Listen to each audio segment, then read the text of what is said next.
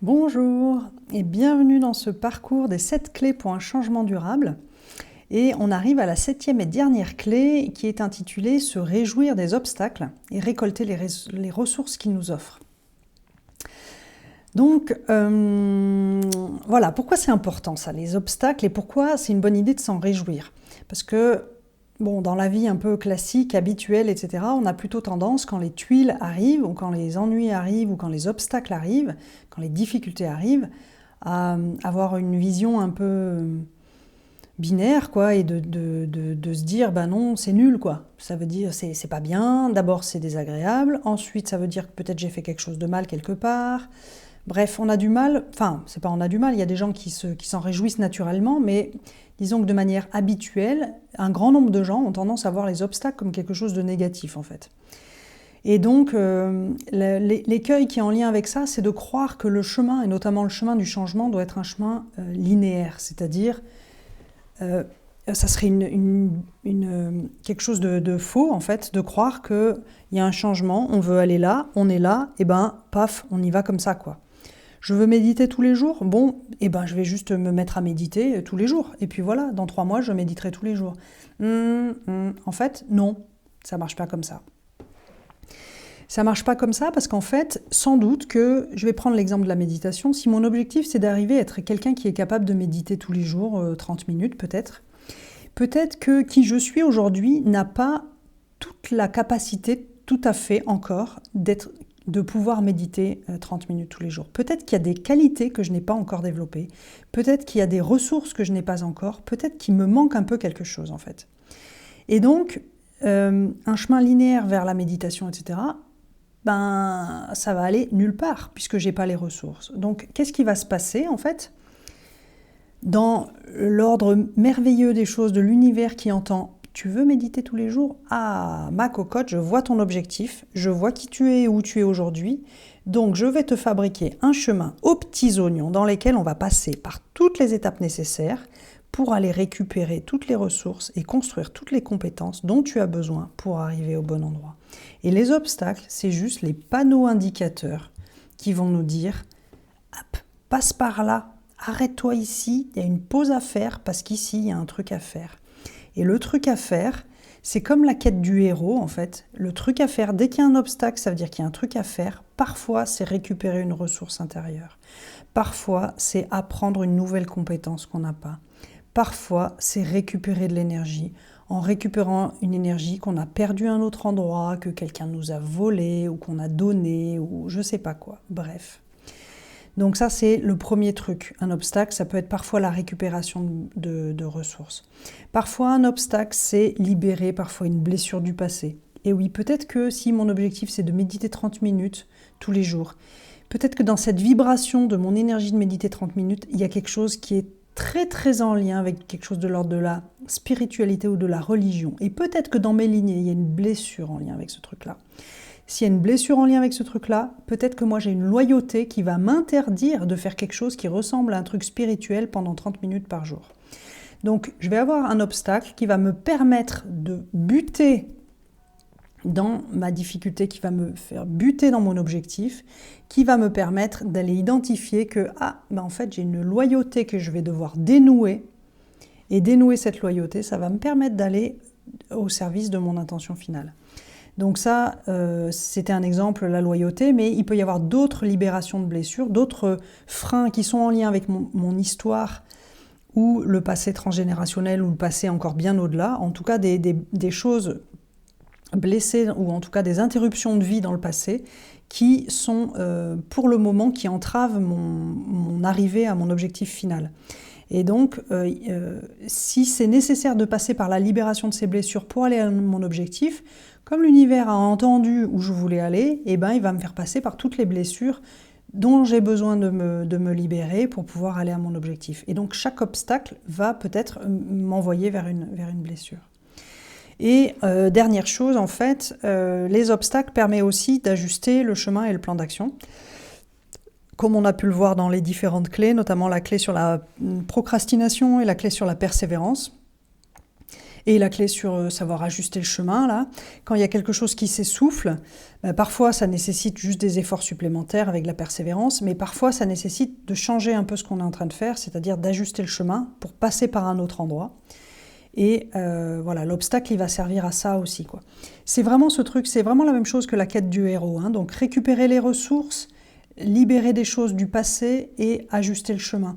Typiquement, le héros, à un moment, il va prendre un bouclier, peut-être à un moment, il va aller libérer une princesse, et ensuite, à un moment, il va y avoir un obstacle qui va lui faire contourner le marais gluant pour pouvoir passer dans un autre chemin qui est bien plus ajusté pour éviter les gros marais, quoi.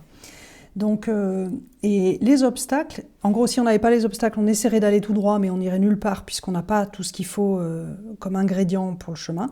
Les obstacles, c'est essentiellement les panneaux indicateurs qui vont nous faire récupérer des ressources en lien avec les compétences, les énergies, etc., ou la libération des blessures du passé, et aussi ajuster le chemin. Donc voilà, c'est vraiment juste pas plus, ni plus ni moins que notre GPS, en fait, les obstacles.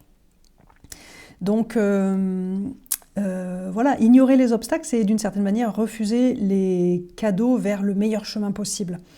Donc c'est pour ça que voilà, que j'insiste vachement, moi, sur la gratitude, la réjouissance, etc., parce que derrière, fondamentalement, il y a une espèce de confiance que mon intention de changement, elle a été entendue et que fondamentalement, je suis soutenue. Les obstacles, c'est pas des bâtons dans les roues. Quand j'arrive pas à faire quelque chose, c'est pas que je suis nulle ou que l'univers m'en veut, etc. Au contraire, l'univers est complètement à mon service et il me donne les ressources dont j'ai besoin. Alors certes, il me fait des cadeaux qui des fois sont emballés d'une manière un peu pourrie. Alors, je ne sais pas trop pourquoi c'est. Je pense qu'il y a des gens qui savent évoluer par la joie et la facilité, etc.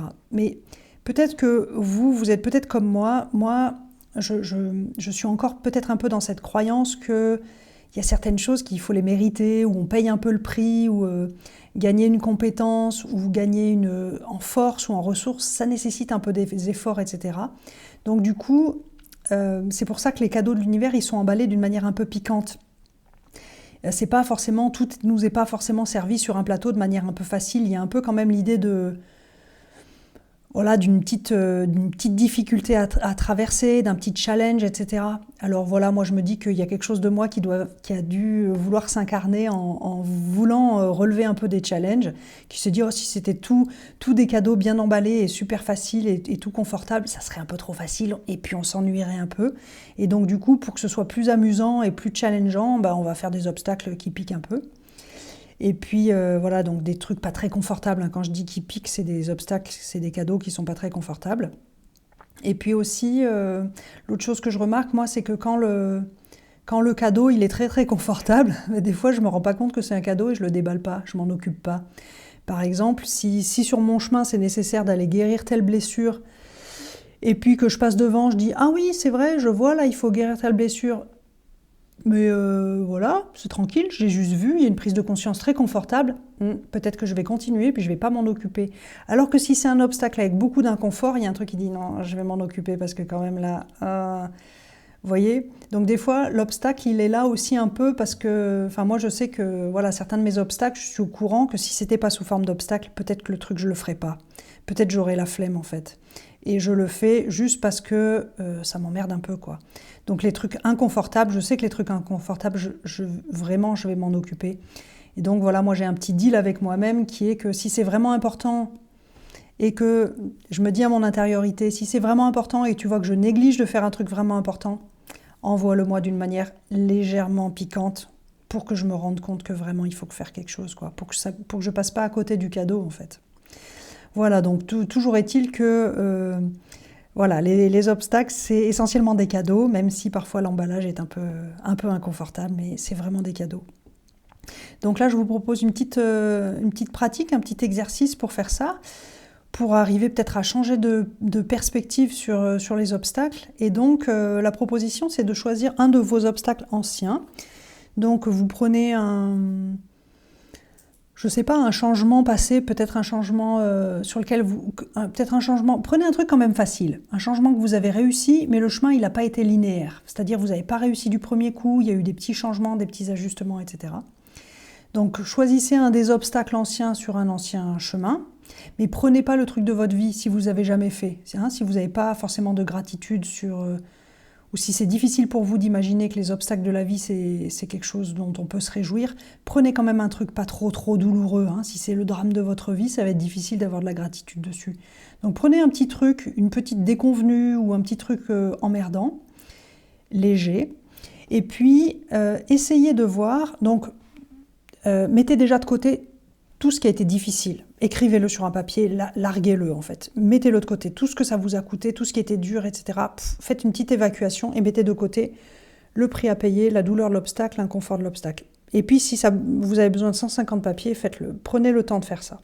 Mais une fois que vous avez fait ça, et que c'est bien déchargé, et que c'est hors de vous, faites un deuxième papier et vous listez tout ce que l'obstacle a permis, tout ce que vous avez gagné, tout ce qui a été de l'ordre du gain grâce à cet obstacle. Tout ce que ça a permis en termes de croissance, et notamment de rapidité de croissance. Vous pouvez vous poser la question, si cet obstacle n'avait pas eu lieu, est-ce que j'aurais fait tout ça de la même manière, aussi rapidement, aussi efficacement?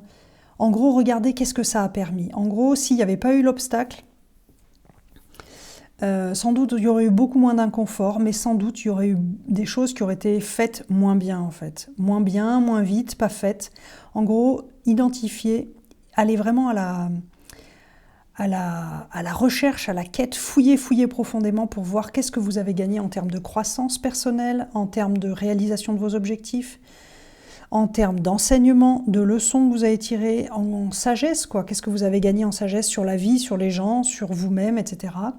En clarté, qu'est-ce que ça vous a permis en ressources, en ouverture, en prise de conscience, en limite envers vous-même. En gros, peut-être qu'après vous avez dit, bon, grâce à cet obstacle, maintenant je sais me respecter, je me fais plus piétiner. Ou maintenant, j'ai appris que tel truc, ça avait telle conséquence, et maintenant je fais plus ces erreurs-là, etc.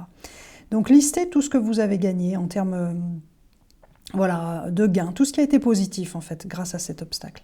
Et ensuite, voyez, une fois que vous avez d'un côté le prix que vous avez payé et en même temps tout ce que ça vous a permis, essayez de voir si vous arrivez à générer, si en voyant tout ça, vous arrivez à dans votre corps sentir de la gratitude, sentir quelque chose qui dit c'est vrai, le prix il était lourd et en même temps merci pour ça. Merci, parce que je vois que j'ai gagné ça, j'ai gagné ça, j'ai gagné ça. Essayez de voir si vous avez un merci sincère qui peut émerger. Alors, si vous n'arrivez pas du tout à sentir un merci sincère, peut-être que ça veut dire que vous avez beaucoup besoin d'empathie sur tout ce qui a été difficile dans l'obstacle. Et peut-être que pour faire cet exercice, peut-être que l'obstacle était peut-être un petit peu gros en termes de conséquences, de douleur et d'inconfort. Et peut-être ça serait mieux de prendre un obstacle un petit peu plus petit, un truc un truc qui a été un peu plus facile pour pouvoir voir que le rapport coût-bénéfice soit peut-être plus en faveur des bénéfices, ce soit plus facile. Mais bref, l'objectif c'est d'arriver à voir que à un endroit, l'obstacle a été à votre service, au service de votre intention profonde.